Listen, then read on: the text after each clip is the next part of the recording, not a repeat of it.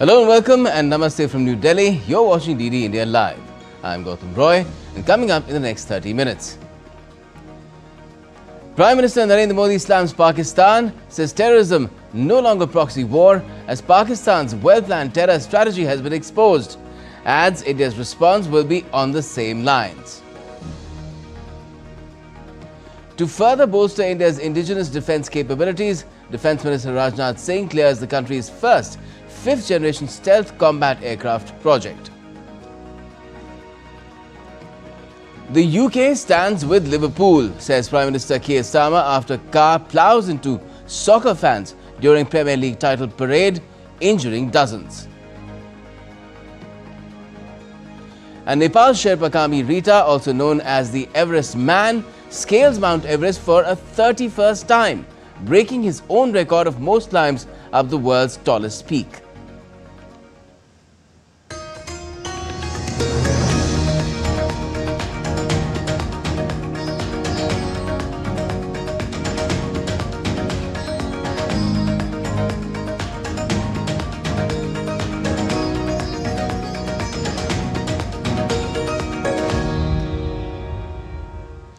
Now, Prime Minister Narendra Modi on the second day of his Gujarat visit participated in the celebrations of 20 years of Gujarat urban growth story. During the event, Prime Minister Modi launched Urban Development Year 2025.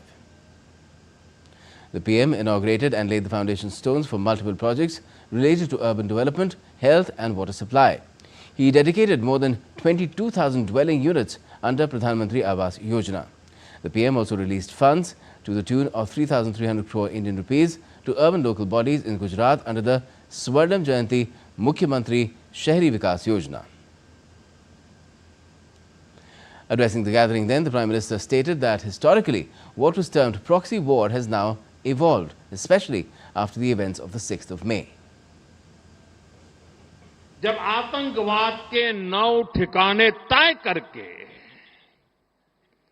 22 minute में साथियों 22 minute में उनको ध्वस्त कर दिया और इस बार तो सब कैमरा के सामने की सारी व्यवस्था रखी थी ताकि हमारे घर में कोई सबूत न मांगे। अब हमें सबूत नहीं देना पड़ रहा है, वो ऊपर वाला दे रहा है। और मैं इसलिए कहता हूं अब ये प्रॉक्सी वॉर नहीं कह सकते इसको, क्योंकि जो आतंकवादियों के जनाजे निकले 6 मई के बाद जिनका कत्ल हुआ, उस जनाजे को स्टेट ऑनर दिया गया पाकिस्तान में। उनके कॉफिन पे पाकिस्तान के झंडे लगाए गए, उनकी सेना ने उनको सैल्यूट दी। ये सिद्ध करता है कि आतंकवादी गतिविधि ये प्रॉक्सी वॉर नहीं है, ये आपकी सोची समझी युद्ध की रणनीति है। आप वॉर ही कर रहे हैं तो उसका जवाब भी वैसे ही मिलेगा। And the Prime Minister also highlighted India's growth as the world's 4th largest economy in the world. 2014 में 26 मई मुझे पहली बार देश के प्रधानमंत्री के रूप में शपथ लेने का अवसर मिला और तब भारत की इकोनॉमी दुनिया में 11 नंबर पर थे। हमने कोरोना से लड़ाई लड़ी, हमने पड़ोसियों से भी मुसीबतें झेली, हमने प्राकृतिक आपदा भी झेली। इन सब के बावजूद भी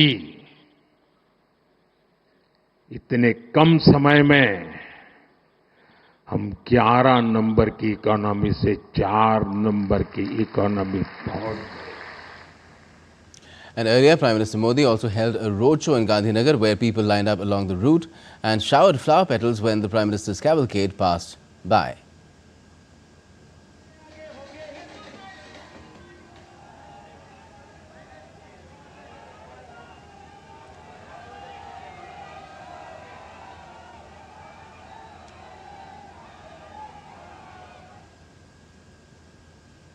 Now, as part of India's global outreach on Operation Sindoor, the delegation led by JDU MP Sanjay Kumar Jha called on Senior Minister of State for Foreign Affairs and Home Affairs of Singapore, Sim Ann.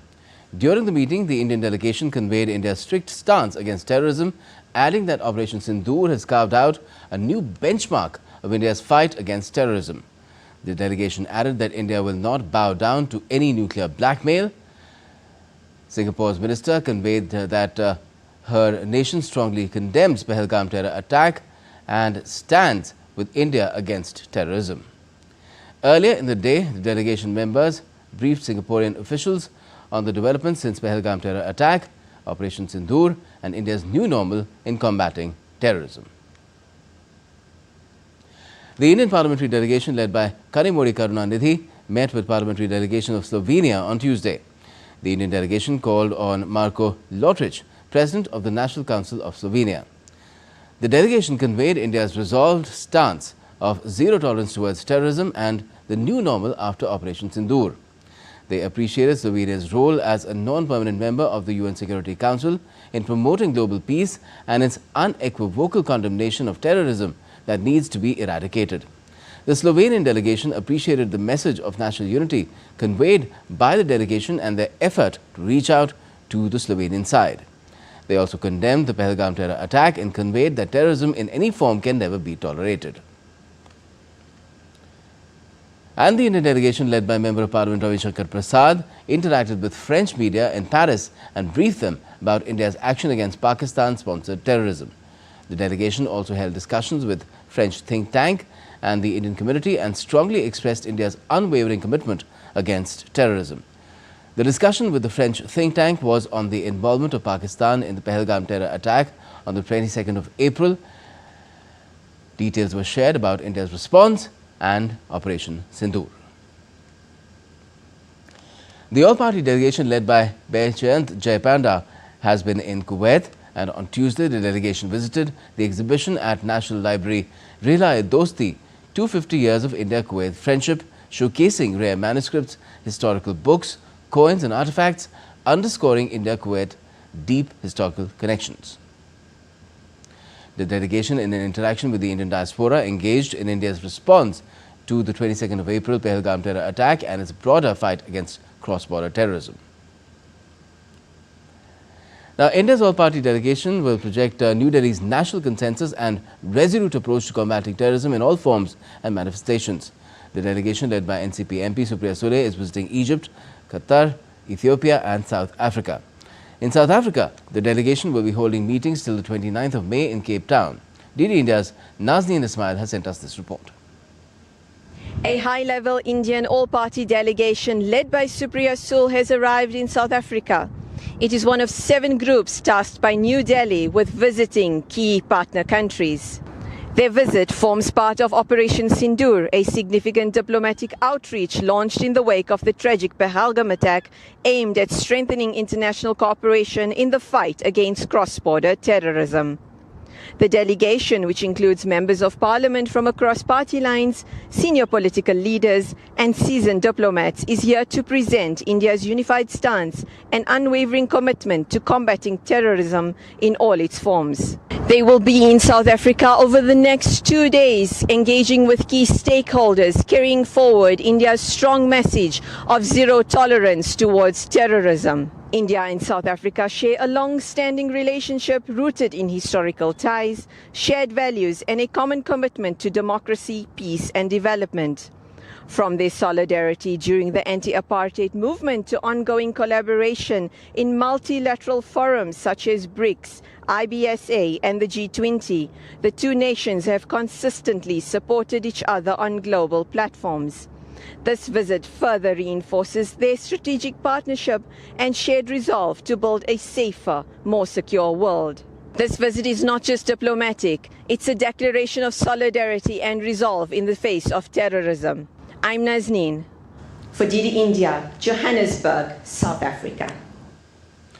In a major move towards enhancing India's homegrown defense capabilities and fostering a robust domestic aerospace industrial ecosystem, Defence Minister Rajnath Singh has approved the Advanced Medium Combat Aircraft Programme Execution Model.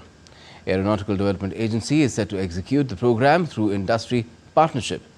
This is an important step towards harnessing the indigenous expertise, capabilities and capacities to develop the AMCA prototype, which will be a major milestone towards Atmanirbharta or self-reliance that, of course, is an endeavor that India has undertaken in the aerospace sector. The execution model approach provides equal opportunities to both private and public sector industries on a competitive basis. Now, India's External Affairs Minister Dr. S. Jaishankar interacted with parliamentary delegation from Sri Lanka, which is on a visit to India for the Pride Capacity Building Program. Dr. Jaishankar appreciated their condemnation of terrorism and expressions of sympathy on the Pahalgam terror attack. The leaders discussed neighbourhood first policy underpinning the kind of thought process that India has had through strong people-to-people ties. The Indian minister reiterated the commitment to Sri Lanka's development and progress as well. And still to come in this edition of DD India Live.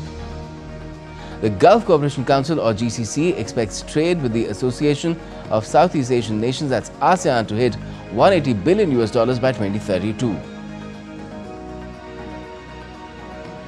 Tesla sales halve in the European Union as Chinese EV and hybrid brands surge in Europe.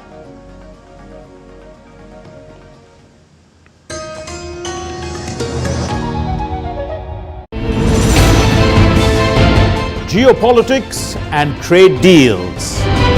Economic challenges amid development. Hard work and the path to prosperity. It's the economy always. Between walkers, money is what money does and says. Supply creates its own demand. Between the bulls pulls and bears tears. When supply chains globalization and India rises to the podium. We'll get you centered with the Economic Brief at 8 p.m. every Thursday on DD India.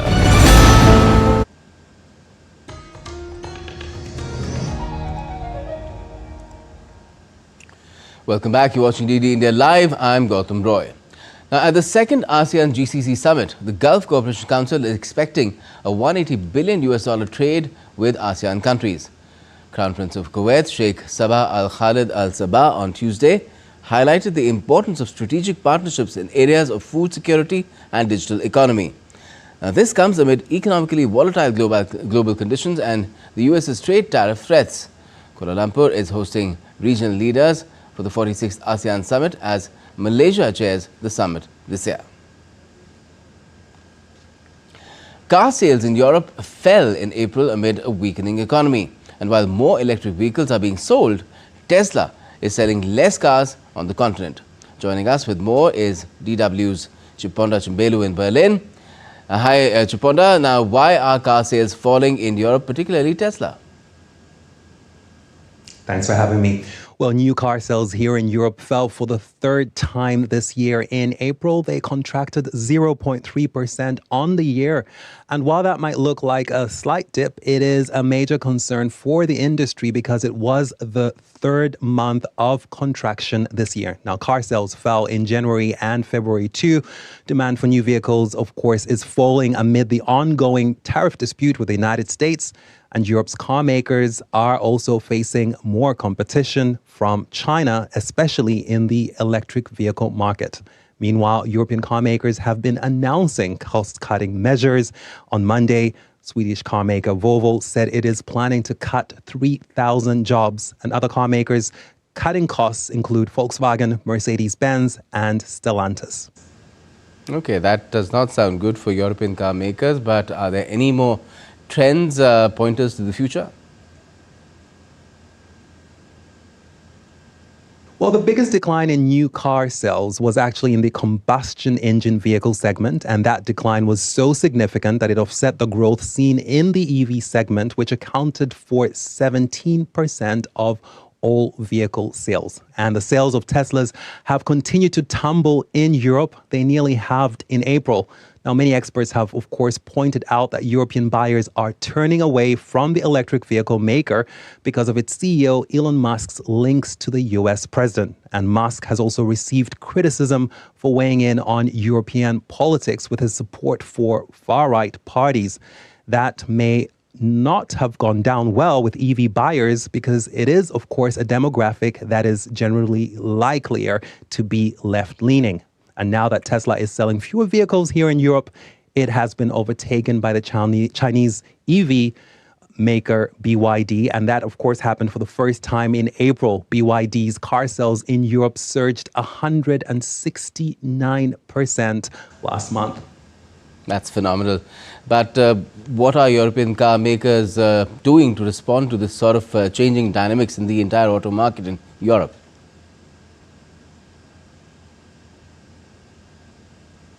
The fact that Chinese EV maker BYD has overtaken Tesla could, of course, signal a turning point. It is confirmation that Chinese players may be the ones to beat in the EV segment. And while there have been moves to curtail that in the EU with higher tariffs on Chinese EVs since last year, Chinese car makers have pivoted to another segment, and they are also selling more plug-in hybrid vehicles. And of course, in that segment, BYD's car sales jumped 359% in April. And that is significantly higher than the growth seen in the EV segment. And of course, the question now is how and whether European car makers will be able to catch up with their Chinese peers and overtake them. Of course, the ongoing tariff dispute with the United States, which is the world's second biggest car market, isn't helping. And of course, the economic stagnation here in Europe also means that European buyers are unlikely to offset declines in other markets. So European car makers will definitely have their work cut out. Well, certainly BYD has also slashed its prices drastically within China. I don't know about abroad, whether that will have an effect on wherever it sells its cars by up to 35%. It even crashed its own shares doing that. But the long-term impact could be, well, it's hard to tell right now, but can be quite disruptive. Thanks, Chiponda. Now, a car crashed into a crowd of Liverpool fans celebrating the team's Premier League title win, injuring at least 27 people, with 2 seriously injured. Out of the injured, 4 were children. The incident took place on Water Street shortly after the team's victory bus passed through the area. A 53-year-old white British man from the Liverpool area, believed to be the driver of the vehicle, was arrested. The police said they did not believe the incident was terrorism related. And British Prime Minister Keir Starmer said the country stands with Liverpool on Tuesday after a car ploughed into a crowd of soccer fans during a Premier League title parade. British police believe the incident in a packed Liverpool city centre on Monday was isolated and not an act of terrorism. Well, scenes of joy turned to utter horror and devastation, and my thoughts and the thoughts of the whole country are with all of those that are affected, those injured, which of course includes children, their families, their friends, the whole community, Liverpool fans everywhere. And Liverpool stands together, and the whole country stands with Liverpool. I'd like to thank the first responders who did a fantastic job last night and continue to do so. There's now an ongoing investigation. I'm being kept updated, talking frequently to the Mayor, Steve Rotherham. But as I say, my thoughts and the thoughts of the whole country will be with everybody in Liverpool today. Deliberate crashing of vehicles, something to which it's very tough to find a response among security agencies so far. Now, Russia has accused Ukraine of trying to derail peace talks, claiming that its massive aerial assaults on Ukraine in recent days were in response to escalating Ukrainian drone strikes on its own civilians. Although diplomatic efforts to end the war have accelerated in recent weeks, as officials from both sides held direct talks for the first time in 3 years earlier this month, but the Kremlin has shown no signs of scaling back its maximalist demands.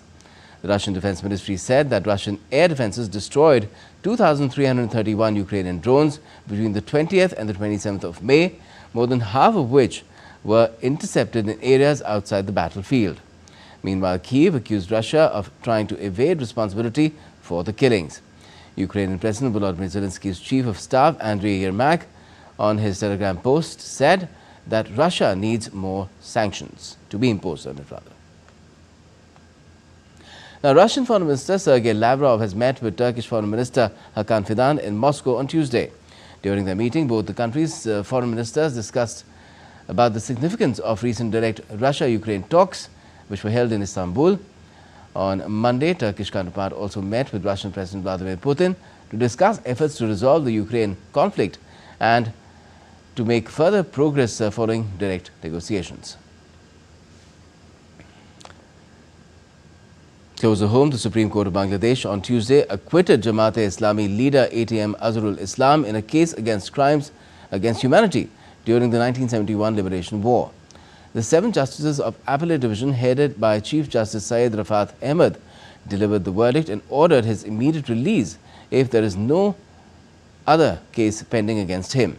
According to the charge sheet, he was responsible for killing 1,256 people, abducting 17 and raping 13 women during the Liberation War in Rangpur region of Bangladesh. The International Crimes Tribunal sentenced him to death on the 30th of December 2014 in 5 of the 9 charges. What a turn of fate. Now, famed Nepalese Sherpa guide Kami Rita has scaled Mount Everest for the 31st time, breaking his own record for the most successful ascents of the world's highest peak. According to the expedition organizer, Mingma Sherpa, Kami Rita stood atop the 8,849-meter summit around 4 a.m. on Tuesday under stable weather conditions. The 55-year-old was guiding a team of the Indian Army Adventure Wing Everest expedition led by Lieutenant Colonel Manoj Joshi. Kami Rita also scaled K2 and Mount Lhotse one time, Manaslu thrice and Cho Oyut 8 times between 1994 to 2025. And in more sporting, if mountaineering indeed is a sport, so more sporting updates now. Indian athletes won 2 medals on the opening day of the Asian Athletics Championships in Gumi City of South Korea on Tuesday. Gulveer Singh clinched a gold medal in the men's 10,000 meter, while Servin Sebastian bagged a bronze in the 20-kilometer race walk event. Gulveer beat Japan's Mebuki Suzuki and Bahrain's Albert Kibichi Rope for the top spot. Gulveer will also be in action in the men's 5,000 meter later in the competition. Sebastian won India's first medal of the meet with a bronze in the men's 20-kilometer race walk event. Servin finished behind Wang Zhaozhou of China and Kento Yoshikawa of Japan. Former world champion PV Sindhu ended her first round losing streak to storm into the pre-quarterfinals of the Singapore Badminton Open on Tuesday. Sindhu defeated Canada's Wen Yu Zhang 21-14, 21-9 in 31 minutes in her round of 32 match. Sindhu, who won Singapore Badminton Open in 2022, came into this edition having suffered 4 successive opening round exits this year. Meanwhile, it was the end of the road for Malvika Bansod and Anmol Kharb. And in the men's singles, HS Pranoy mounted a comeback against Rasmus Gemke of Denmark to win the contest 21-19, 16-21 and 14-21, while Priyanshu Rajawat made a promising start against Kodai Naraoka of Japan, but eventually went down 14-21, 21-10, 21-14. Cricket now, and Royal Challengers Bengaluru take on Lucknow Super Giants in the last league stage match of the Indian Premier League 2025 on Tuesday. LSG have been eliminated from the playoff competition and will aim to close out their campaign with a victory. Led by Rishabh Pant, the team has secured 6 wins and suffered 7 defeats this season. Meanwhile, RCB will be eyeing a top 2 position or finish on the points table with a win. If RCB secure a win, they will advance to qualifier 1, which gives top 2 teams 2 chances to qualify for the final. New coach Carlo Ancelotti has ruled Neymar out of the Brazil lineup for the upcoming World Cup qualifiers.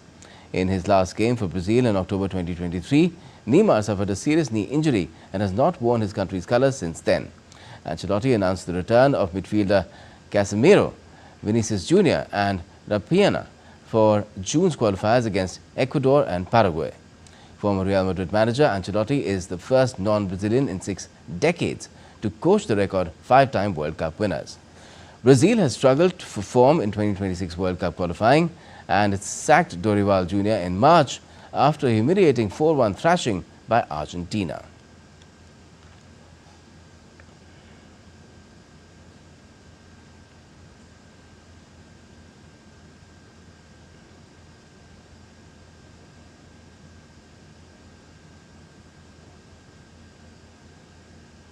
Inter Milan continued training preparations ahead of their Champions League final against Paris Saint-Germain.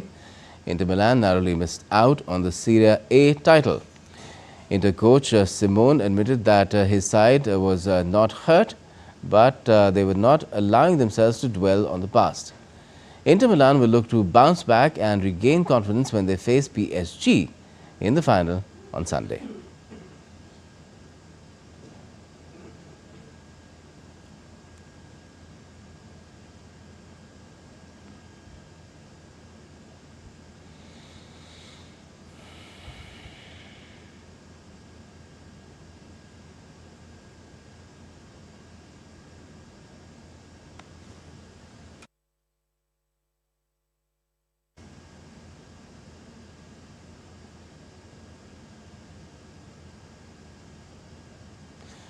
Close.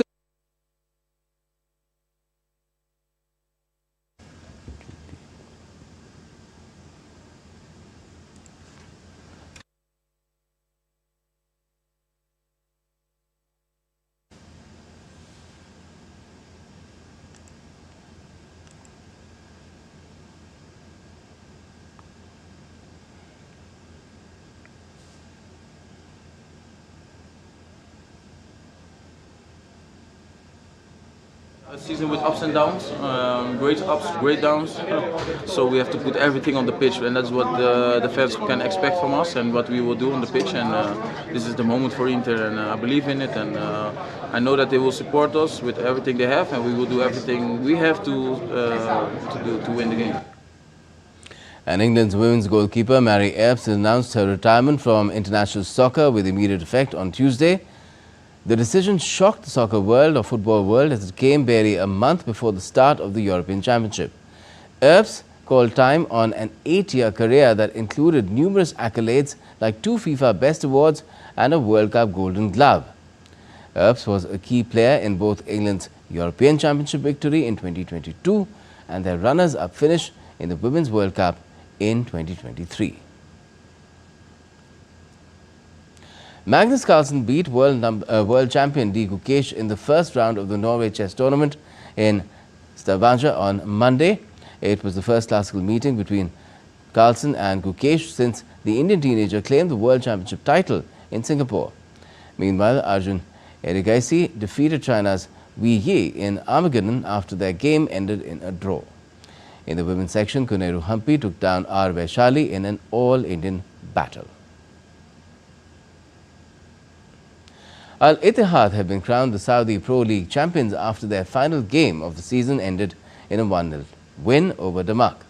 Al Ittihad had clinched the league with 2 games to go but had to wait until the final game to receive the trophy in front of a packed crowd in Jeddah. Steven Bergwijn scored the game's only goal, beating goalkeeper Florent Nita with a right-footed shot. Al Ittihad will now aim to double down on their win as they play Al Qadisiyah in the King's Cup of Champions on Friday.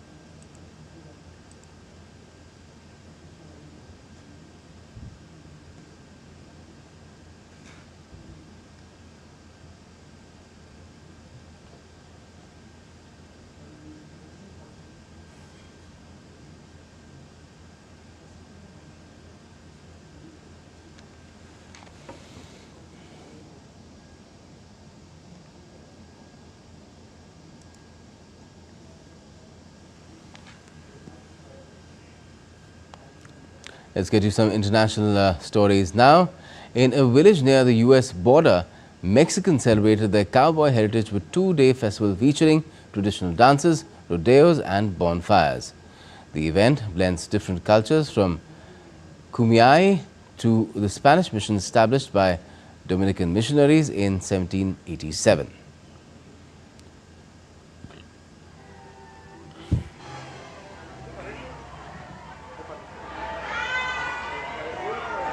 No way.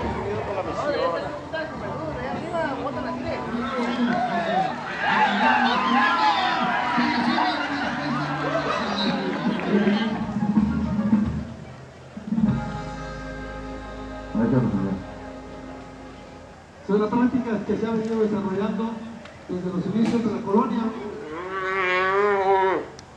y una práctica que... Como me duele que te saquen a bailar, como me duele...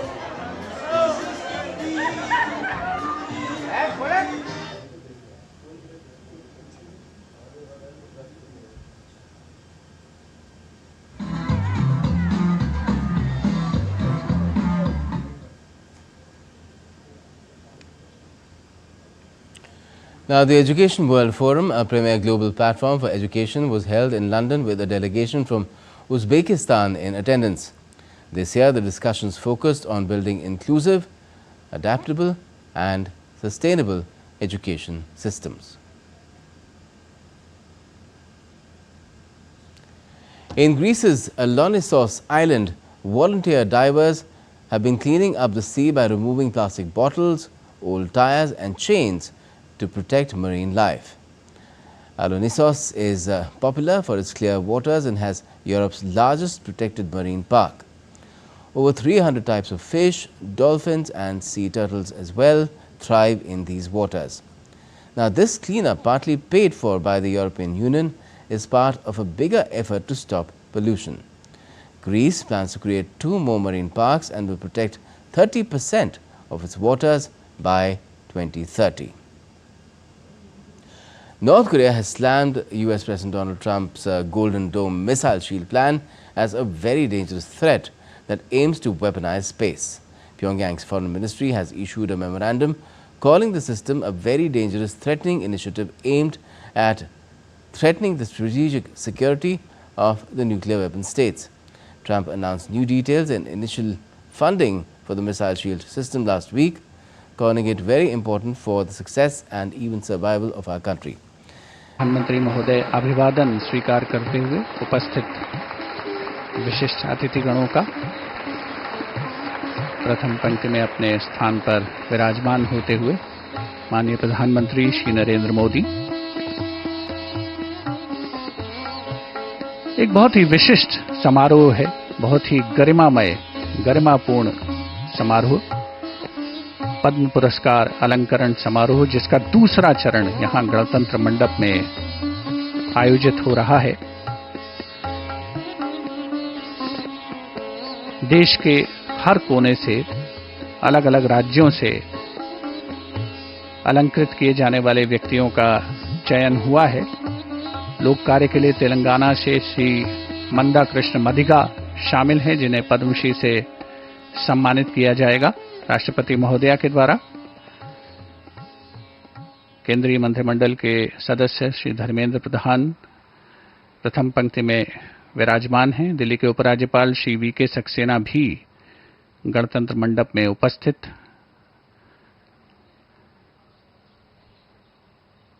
कला के क्षेत्र में असम से श्री रेवकांत महंत बहुत ही सशक्त हस्ताक्षर हैं, जिन्हें आज पद्मश्री से सम्मानित किया जाएगा। गणतंत्र मंडप में अब आगमन हो रहा है देश के उपराष्ट्रपति माननीय श्री जगदीप धनखड़ और उनकी धर्मपत्नी डॉक्टर श्रीमती सुदेश धनखड़ का।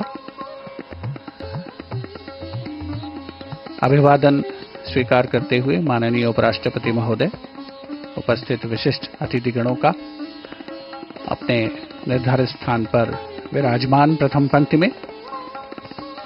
कुछ ही समय के उपरांत देश के राष्ट्रपति माननीय श्रीमती द्रौपदी मुर्मू का आगमन होगा और उनके द्वारा आज इस पद्म पुरस्कार अलंकरण समारोह के दूसरे चरण में विशिष्ट योगदान देने वाले व्यक्तियों को पद्म पुरस्कार प्रदान किए जाएंगे। खेल एक ऐसा क्षेत्र है जहां पर लगातार पद्म पुरस्कार से अलंकृत किए जाने वाले व्यक्ति शामिल रहे हैं और फुटबॉल के जाने माने खिलाड़ी रहे, प्रशिक्षण के क्षेत्र में भी सक्रिय श्री आई.एम. विजयन जो कि केरल से आते हैं, उन्हें पद्मश्री से अलंकृत किया जा रहा है इस वर्ष। श्री हरविंदर सिंह जो कि हरियाणा से हैं, उन्हें भी पद्मश्री के लिए चुना गया है। फुटबॉल एक बहुत ही लोकप्रिय खेल है और अगर पैरा खेलों की बात की जाए, देवेंद्र झाझरिया जी जो कि एसोसिएशन में भी रहे हैं और एक खिलाड़ी के तौर पर भी सक्रिय रहे हैं, वे भी गणतंत्र मंडप में उपस्थित हैं। और श्री हरविंदर सिंह जो कि पैरा आर्चरी में खास उपलब्धियां उन्होंने अर्जित की हैं, पेरिस ओलंपिक खेलों में स्वर्ण पदक जीता, टोक्यो ओलंपिक खेलों में कांस्य पदक जीता, 2018 के जकार्ता पैरा एशियाड में भी उन्होंने स्वर्ण पदक जीता। उन्हें पद्मश्री से आज सम्मानित किया जाएगा। कनाडा से साहित्य और शिक्षा में विशिष्ट योगदान देने वाले प्रोफेसर अरविंद शर्मा भी आज अलंकृत होने वाली विभूतियों में शामिल हैं। वास्तुकला में गुजरात से श्री चंद्रकांत बलवंत राय सोमपुरा जो कि बहुत ही विशिष्ट स्थान रखते हैं अपने क्षेत्र में। साहित्य और शिक्षा में असम से सुश्री गीता उपाध्याय, साहित्य और शिक्षा में ही पश्चिम बंगाल से श्री नगेंद्र नाथ राय, व्यापार और उद्योग में कर्नाटक से श्री प्रशांत प्रकाश, अध्यात्म के क्षेत्र में पश्चिम बंगाल से श्री स्वामी प्रदीप्तानंद। ये कुछ ऐसे नाम हैं जिन्हें आज पद्मश्री से अलंकृत किया जाएगा देश की राष्ट्रपति माननीय श्रीमती द्रौपदी मुर्मू के द्वारा।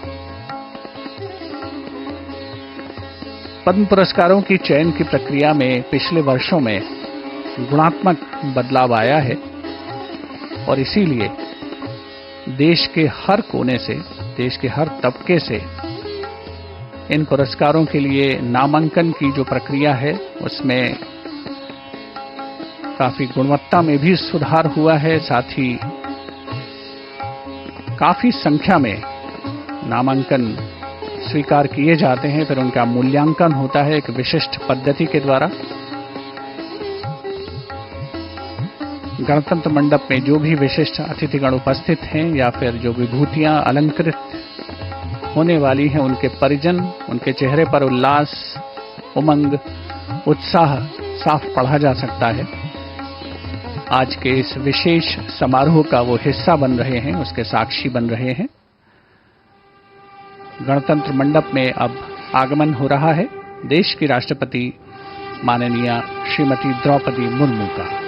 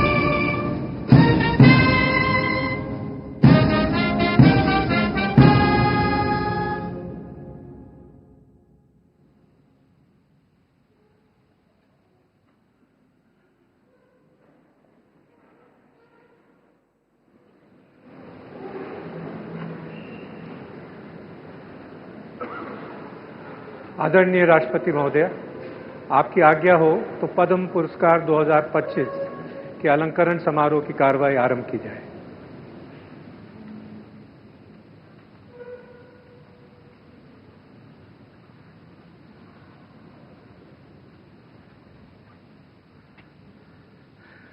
पद्म विभूषण न्यायमूर्ति सेवानिवृत्त श्री जगदीश सिंह केहर, लोक कार्य।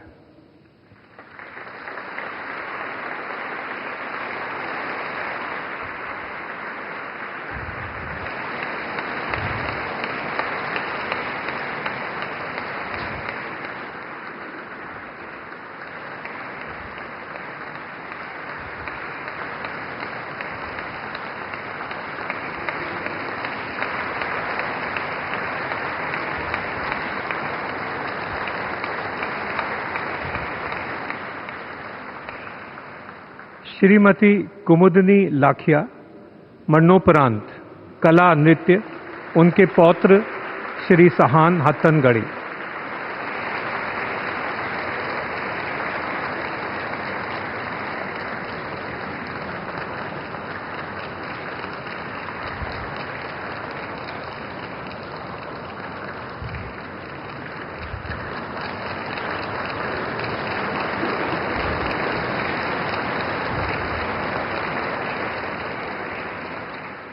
डॉक्टर शारदा सिन्हा, मरणोपरांत कला लोक गायन, उनके पुत्र श्री अंशुमन सिन्हा।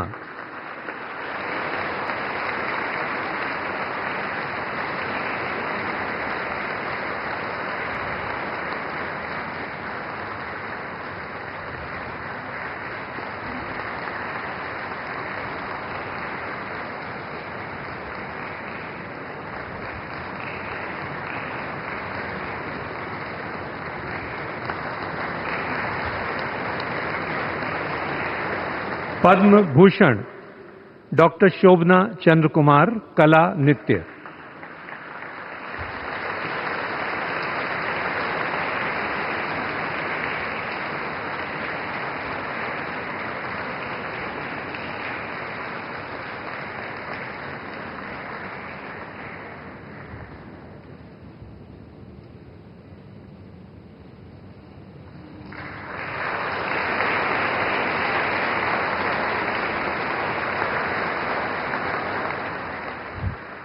श्री नल्ली कुप्पुस्वामी चेट्टी, व्यापार एवं उद्योग।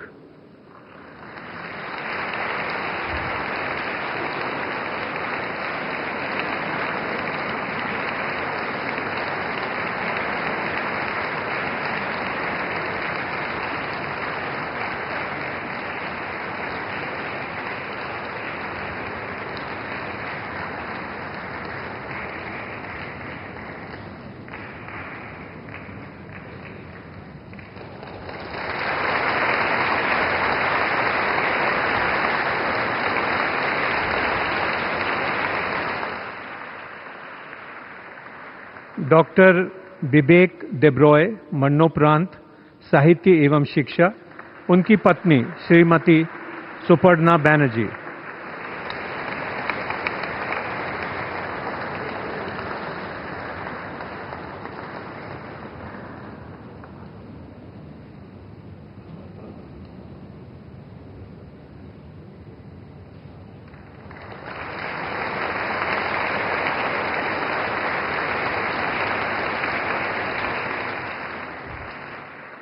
श्री कैलाश नाथ दीक्षित, पुरातत्व विज्ञान।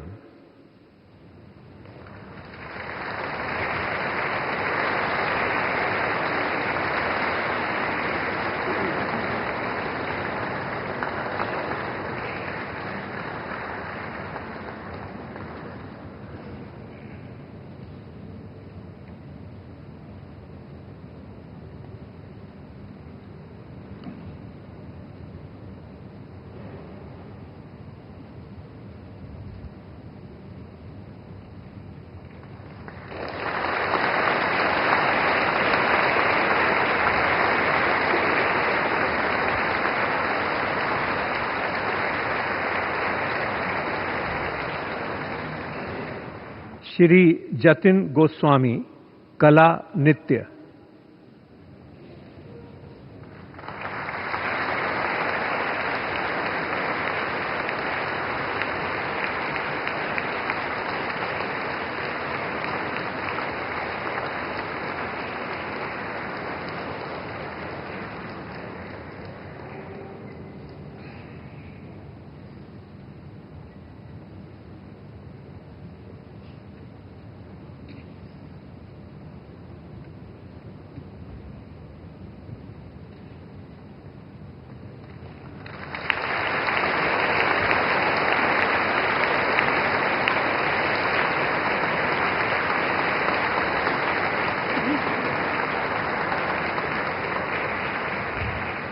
डॉक्टर मनोहर जोशी, मरणोपरांत लोक कार्य। उनके पुत्र श्री उन्मेष जोशी।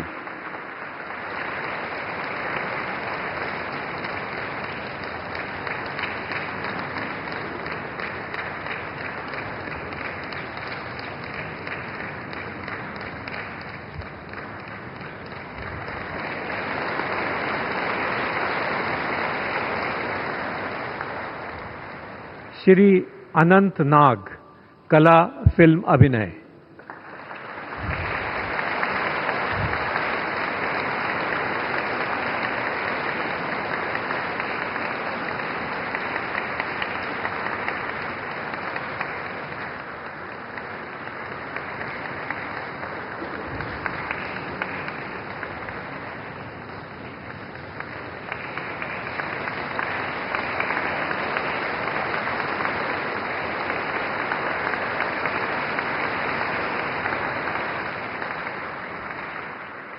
साध्वी रितंबरा, समाज सेवा।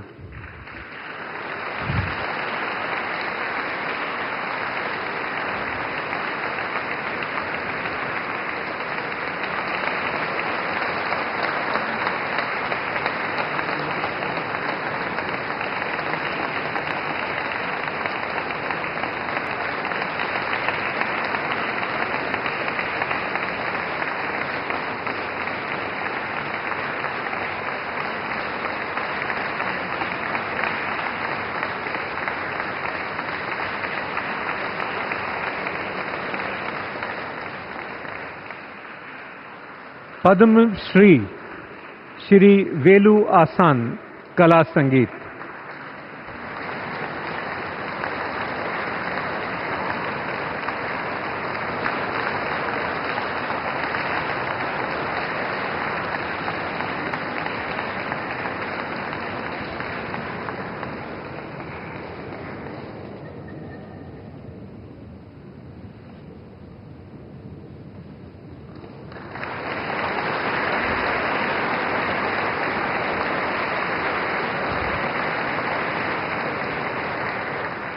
श्री नारायण उर्फ भुलई भाई, मरणोपरांत लोक कार्य। उनके पौत्र श्री अनूप चौधरी।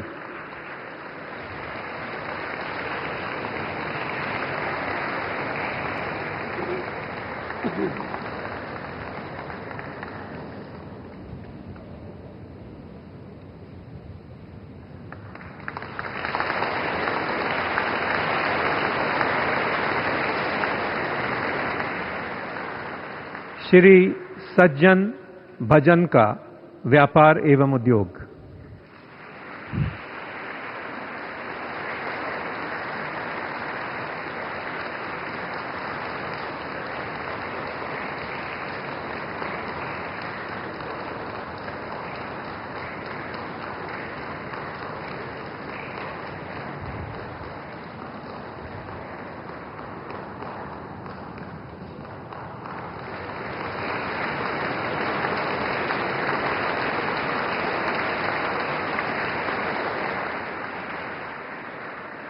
डॉक्टर प्रोफेसर नीरजा भाटला, चिकित्सा गायनेकोलॉजी।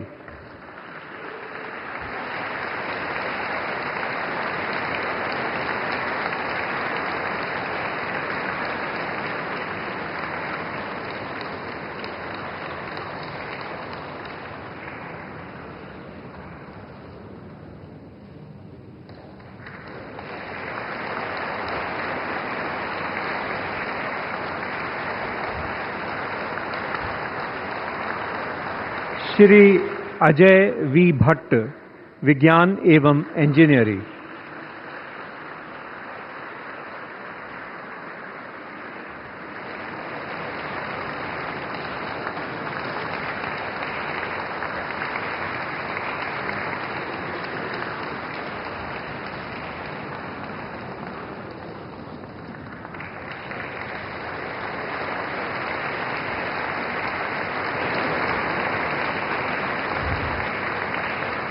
श्री हरचंदन सिंह भट्टी, कला म्यूजियोलॉजी।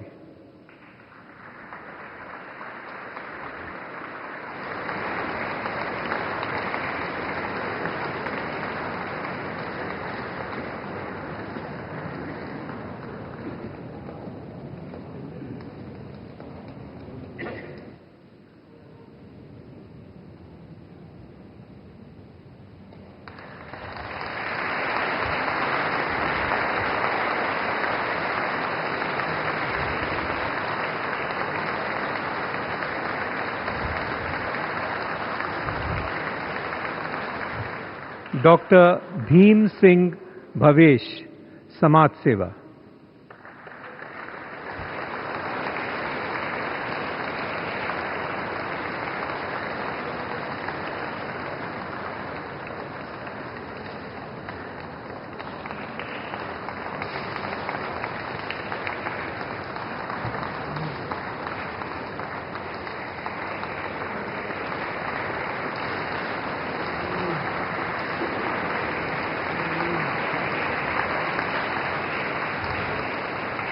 डॉक्टर चेतन एकनाथ चिटनिस, विज्ञान एवं इंजीनियरिंग।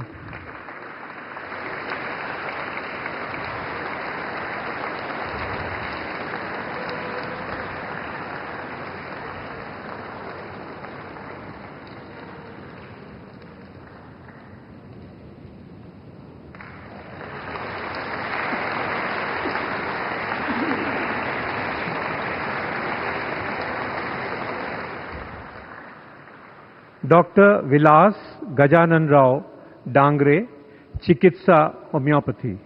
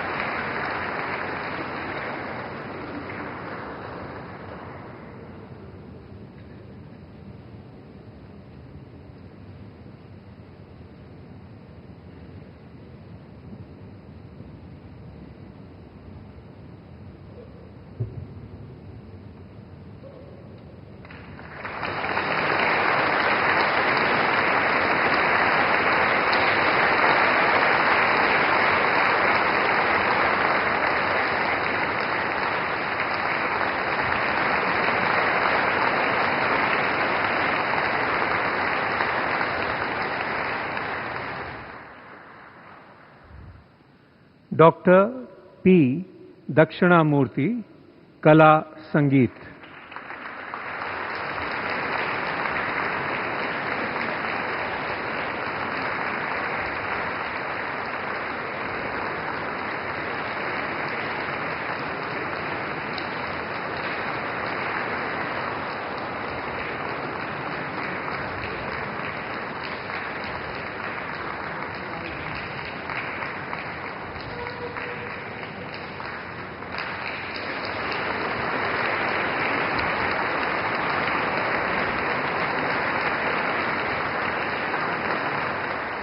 श्रीमती अश्विनी भिड़े देशपांडे, कला गायन।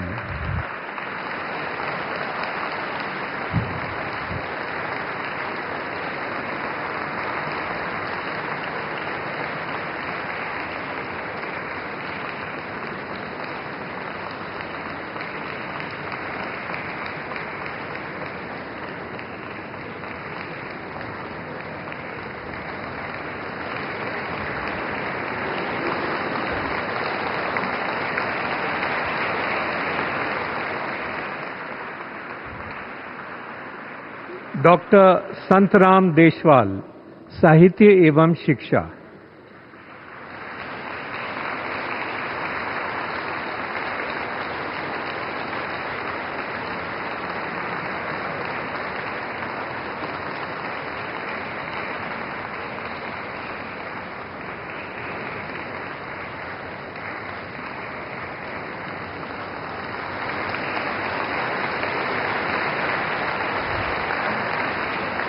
श्री गुरुवायूर दुरई, कला संगीत।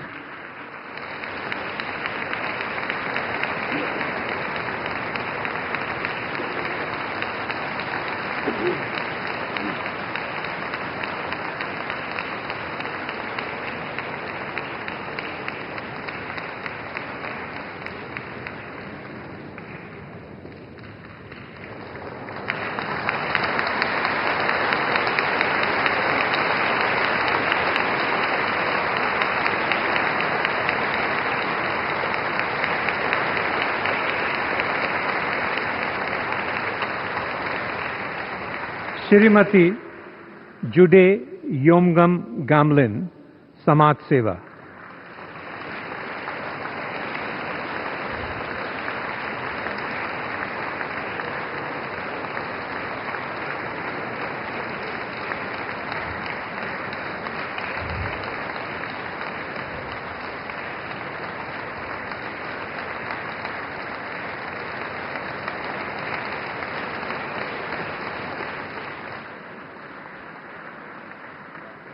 श्रीमती ममता शंकर घोष, कला नृत्य।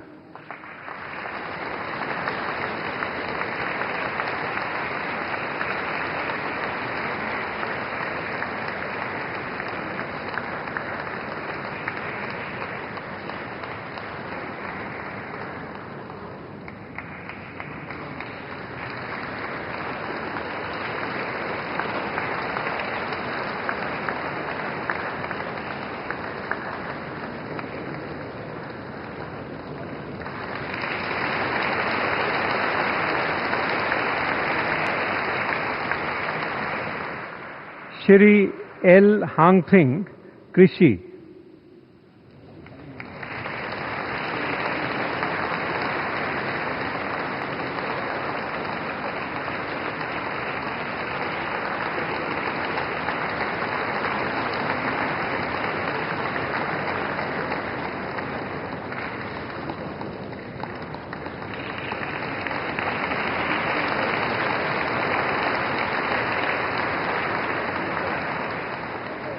प्रोफेसर सैयद ऐनुल हसन, साहित्य एवं शिक्षा।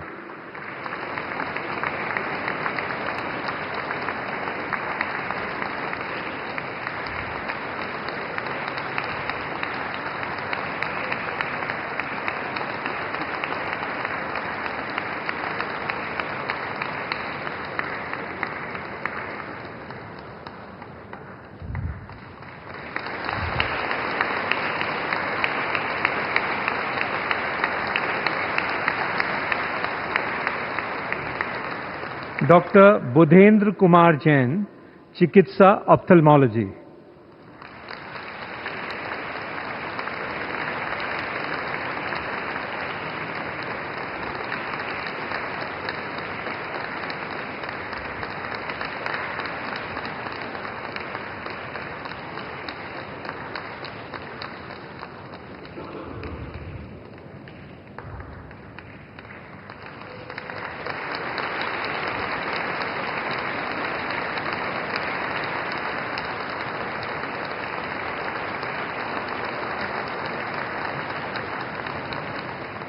श्री बैरी जॉन, कला थिएटर।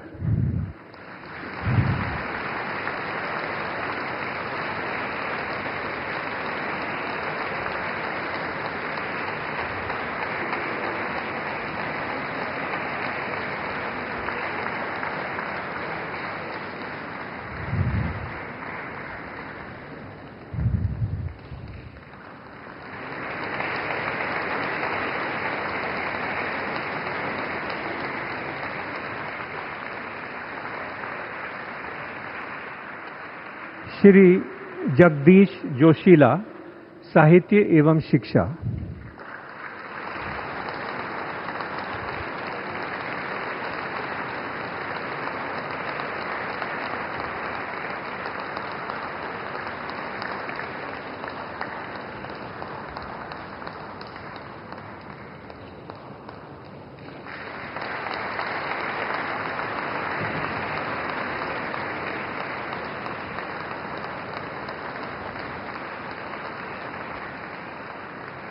डॉक्टर रिकी ज्ञान केज, कला गीत।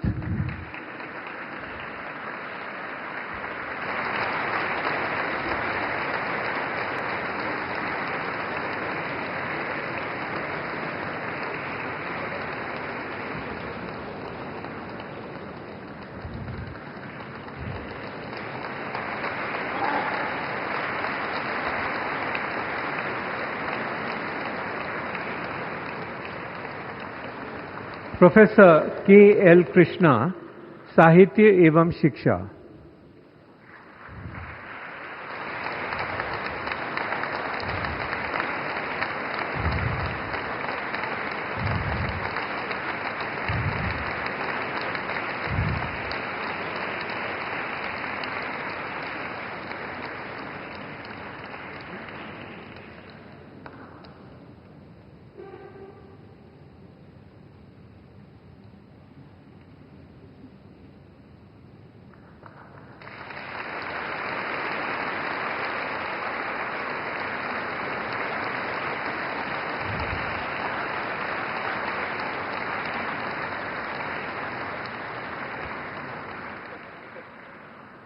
डॉक्टर हेमंत कुमार, चिकित्सा नेफ्रोलॉजी।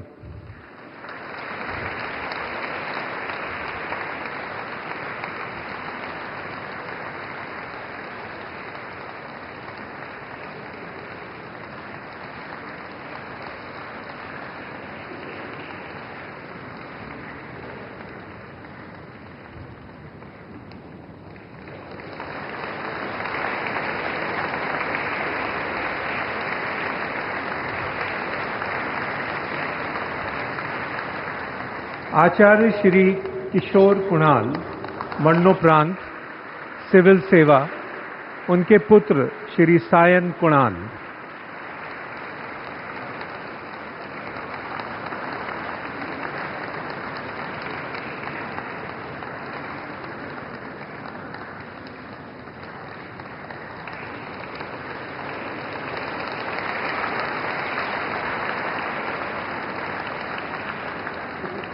श्री रेमथलाई ललरोना, साहित्य एवं शिक्षा।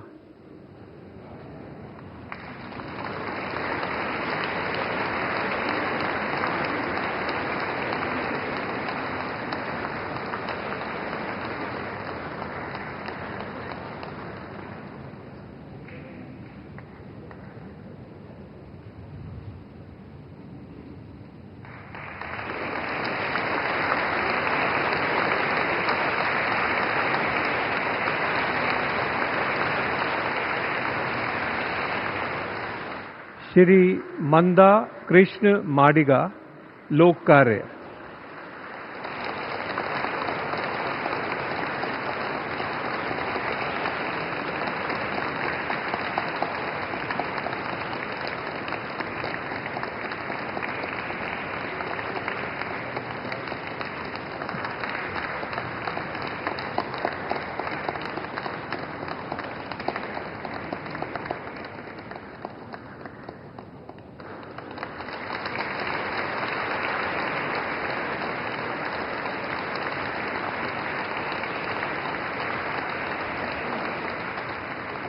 श्री रेबकांत महंत, कला Sattriya, mask making.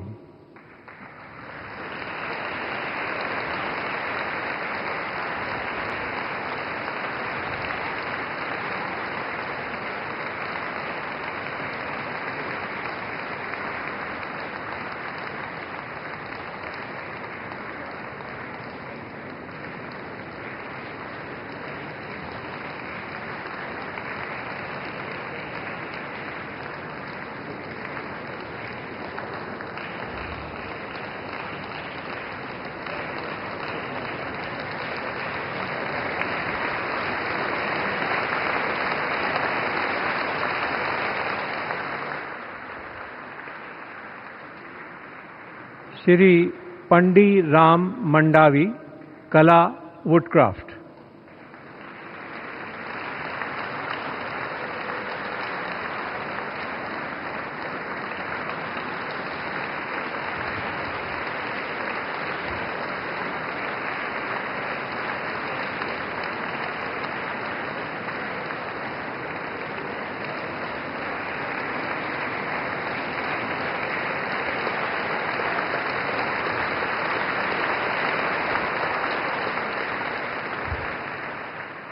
Professor Lalit Kumar Mangotra, साहित्य एवं शिक्षा।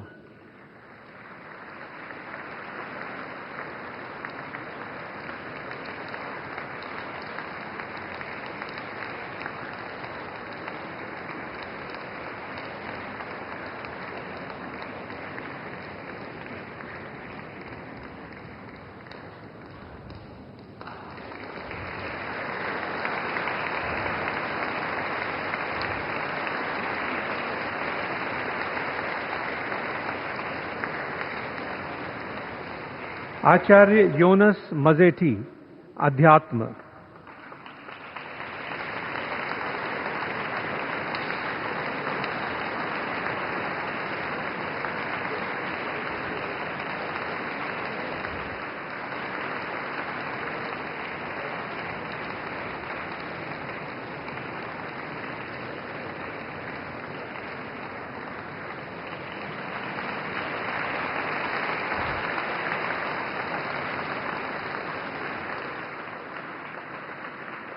श्री फारूक अहमद मीर, वस्त्र कला।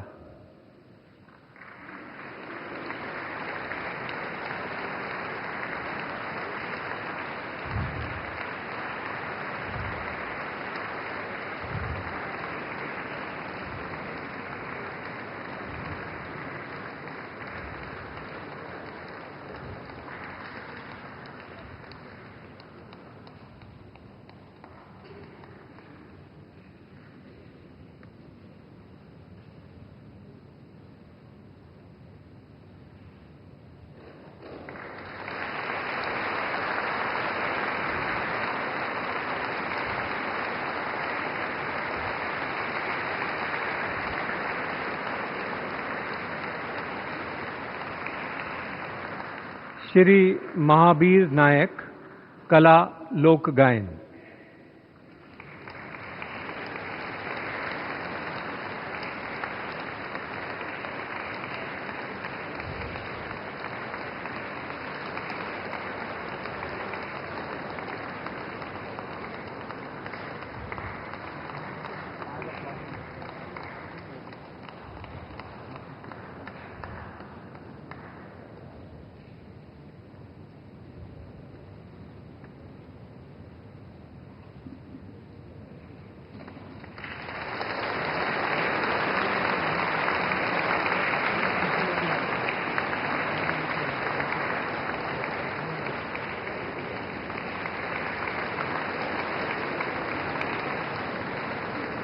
प्रोफेसर सोनिया नित्यानंद, चिकित्सा हेमेटोलॉजी।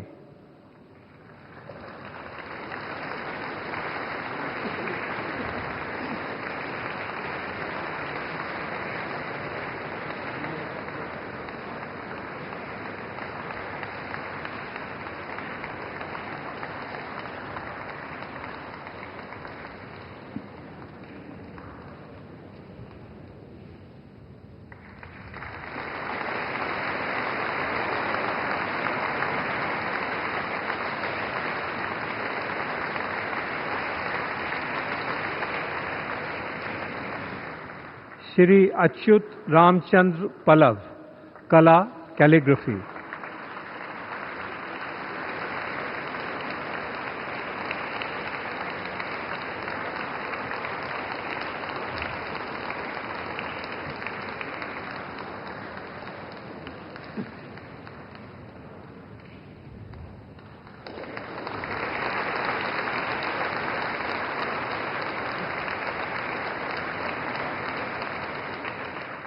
वाचस्पति डॉक्टर वा रा पंचमुखी, साहित्य एवं शिक्षा।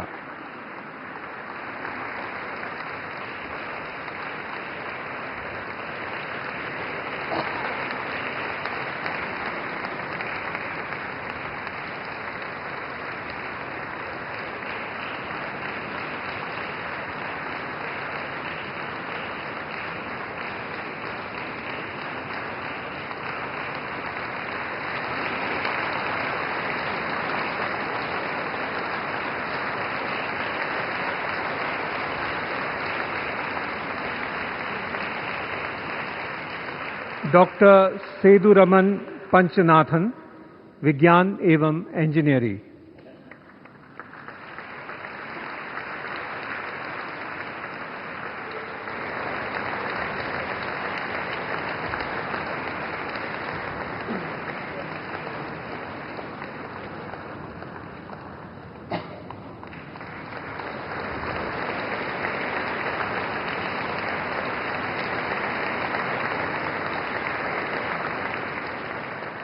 श्री लवजी भाई नागजी भाई परमार, वस्त्रकला।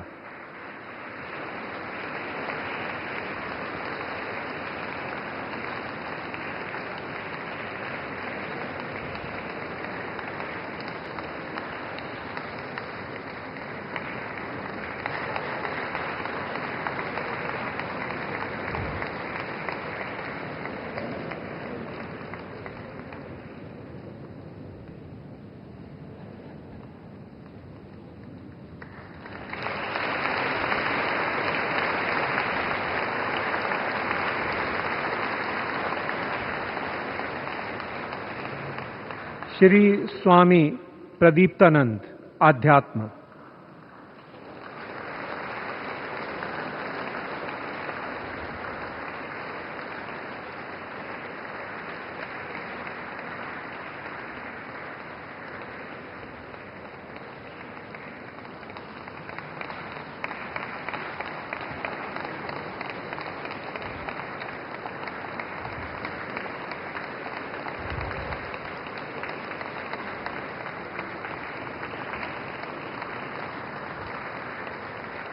श्री प्रशांत प्रकाश, व्यापार एवं उद्योग।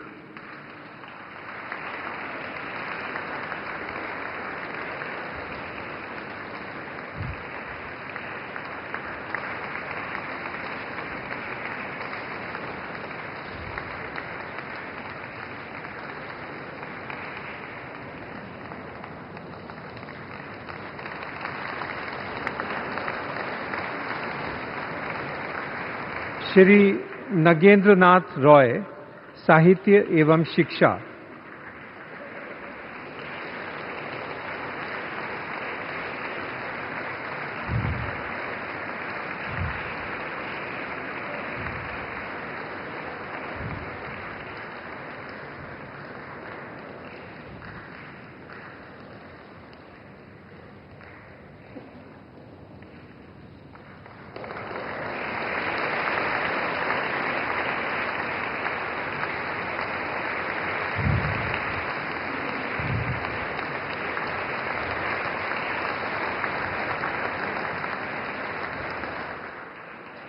श्री पुरिसई कणप्पन संबंधन, कला लोक नृत्य।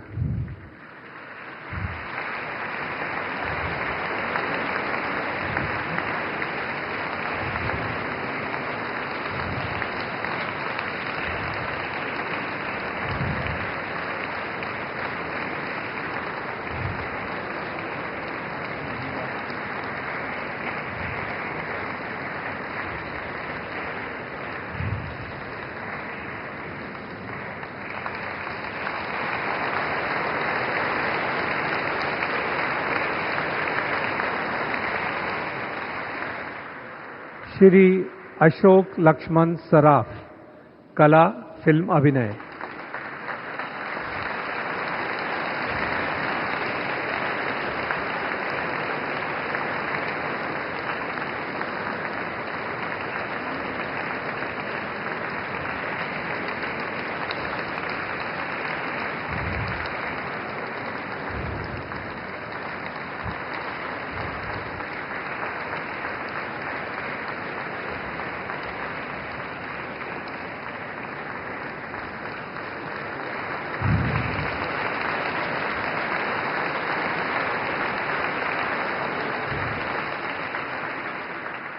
प्रोफेसर अरविंद शर्मा, साहित्य एवं शिक्षा।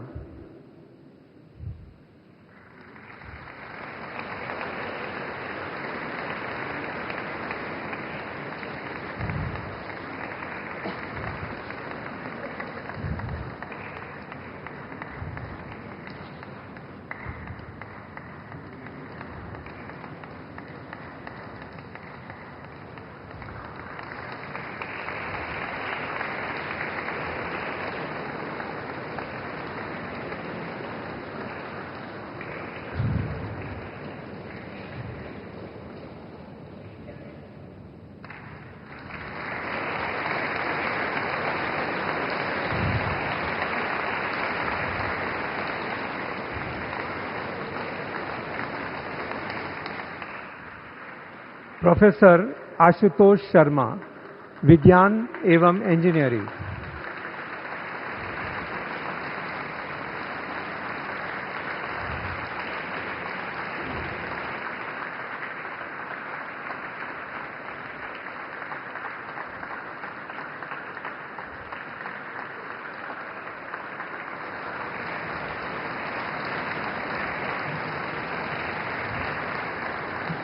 श्री सुभाष खेतुलाल शर्मा, कृषि।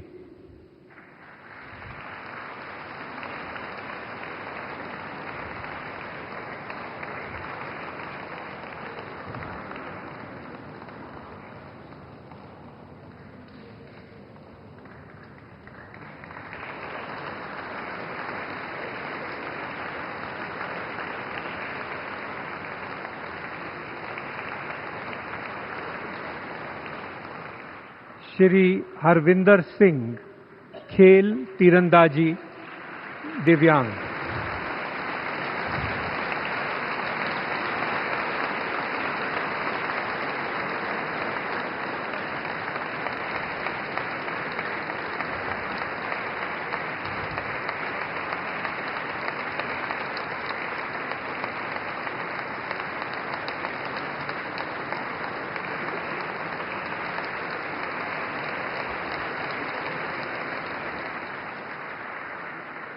श्री चंद्रकांत बलवंत राय सोमपुरा, वास्तुकला।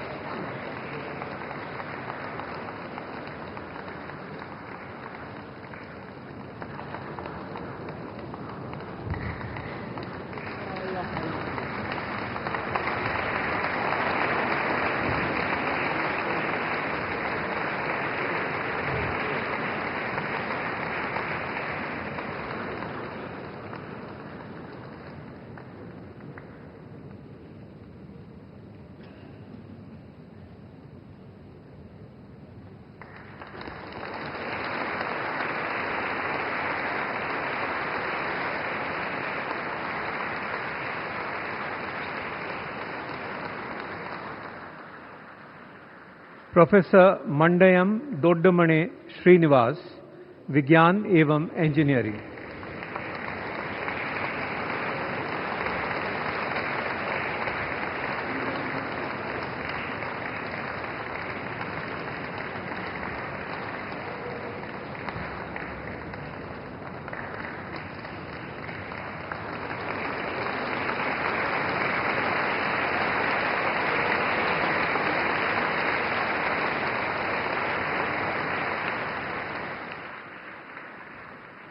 डॉक्टर वेंकप्पा अंबाजी सुगतेकर, कला लोक गायन।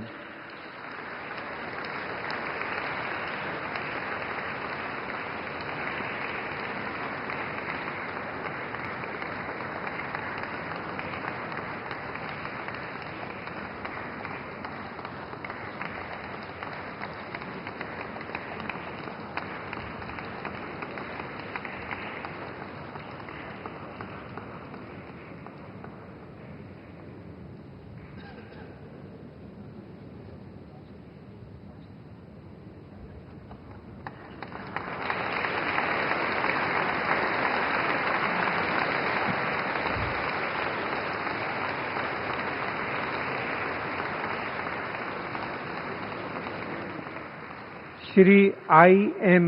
विजयन, खेल फुटबॉल।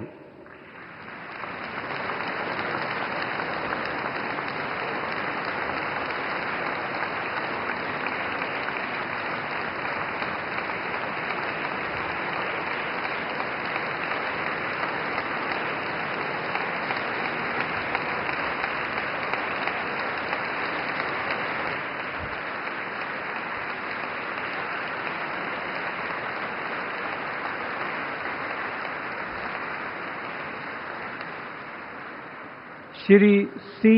विश्वनाथन, साहित्य एवं शिक्षा।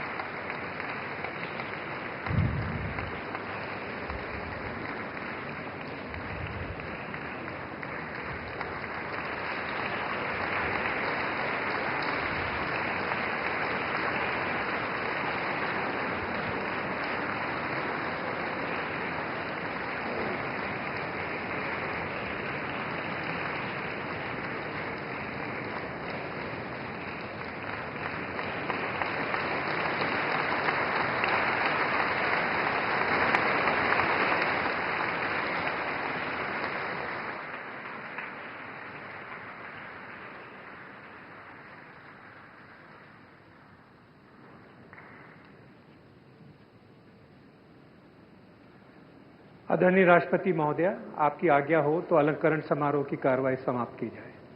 धन्यवाद।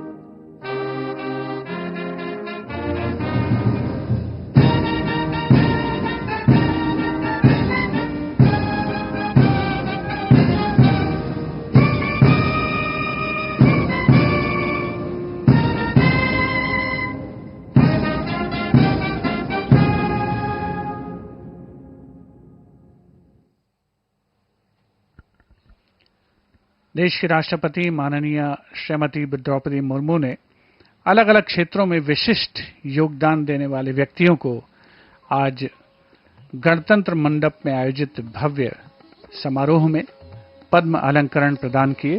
राष्ट्रपति महोदया गणतंत्र मंडप से प्रस्थान कर रही हैं। अन्य विशिष्ट अतिथिगण भी अब गणतंत्र मंडप से रवाना हो रहे हैं। इसके साथ ही यहां आयोजित पद्म अलंकरण समारोह का ये दूसरा चरण अब संपन्न हो रहा है। अनुमति दीजिए। नमस्कार। There you saw the second civil investiture ceremony of the year that has just taken place at Rashtrapati Bhavan, where the President of India, Draupadi Murmu, has presented the Padma Awards to a number of eminent persons from different fields, not just from within the country, but also from among the Indian diaspora and also some foreign nationals. We will keep you updated on all that's going on in the country as well as in the world right here on DD India. Stay tuned.